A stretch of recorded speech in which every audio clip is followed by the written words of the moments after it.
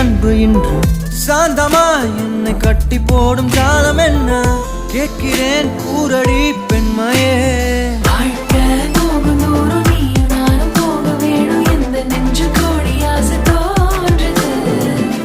எந்தன் பாதி என்றும் நானும் உந்தன் மீதி என்றும் காதல் காதுக்குள்ள வந்து ஓதுது